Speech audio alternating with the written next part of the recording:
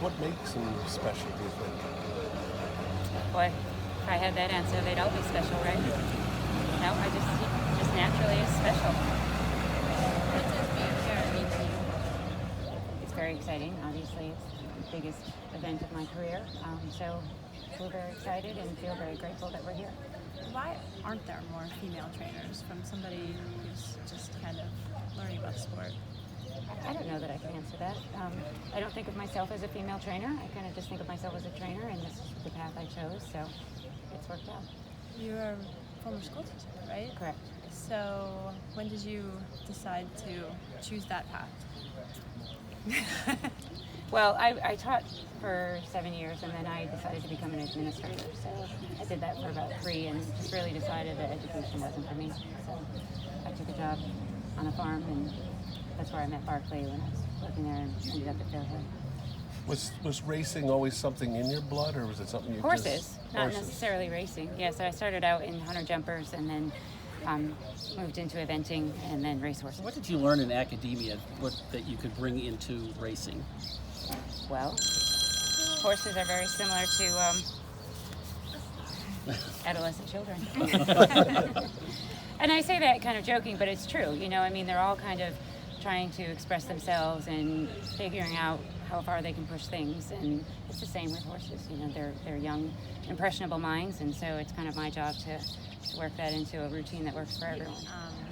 There are different styles of training, and that the newer style is, hey, you have a horse that won a big race, you go throw him in the derby, you throw him in a big race. But your approach has been more traditional, and that, I don't know if it's a slower approach, but how would you describe it, and would you categorize it as a slower approach? You know, the horse is a gelding, so that kind of gave us a little bit more leverage to not try to put him in the derby, because he's not looking at a stallion career when he retires.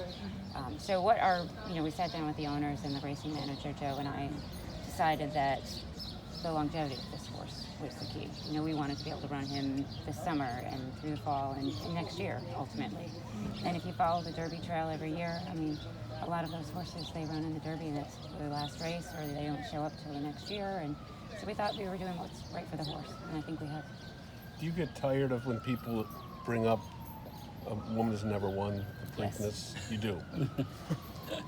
No, I realize it's a great thing to, sort of promote women in this, but it's not my focus. I mean, the horse is my focus, ultimately.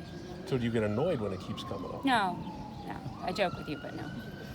How long was the Preakness on the radar then? If you, like you said, you're looking at the long view with this horse, but you are Maryland, and the Preakness is always here.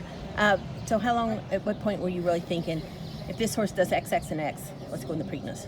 Probably after we won the first open stake, going 7 furlongs, we thought, well, we looked down at what our options were, and he won it very nicely, and he beat some very nice horses in that race. So we started kind of looking at what different paths we could take, and Maryland actually has a really great path to get you here if you have the right horse. So it worked out that we nominated to some of the Derby prep races and opted to stick with our original path, which was to end up here.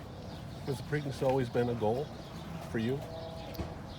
Sure. Any Triple Crown race is a goal, absolutely. So this just worked out that we had the right horse this year, and he's brought us here. What would it mean to you to win it, personally? A lot. I mean, personally, it's obviously, like I said before, this is the biggest moment in my career. So it helps my career. It puts my name out there that maybe it wasn't there before. So it's essential, not to win it, but it's just even being here is exciting. People would say your horse is taking the acid test, stepping into this kind of company. Sure. Obviously, you wouldn't be here if you didn't think he was up to the task. What gives you the confidence that he can do it? Well, if you look at his previous races, they're impressive, and the numbers come back impressive. The numbers show that he fits in his spot, so I think he deserves an opportunity. He's earned it. What does the winning streak he's got going do for him, you think? I mean, what's he like? Oh, I think his confidence level is just sky high right now. He's got an air about him. He's very proud of himself. He knows he's good. I think there's still more in there. He continues to mature. He continues to develop, which is wonderful to see.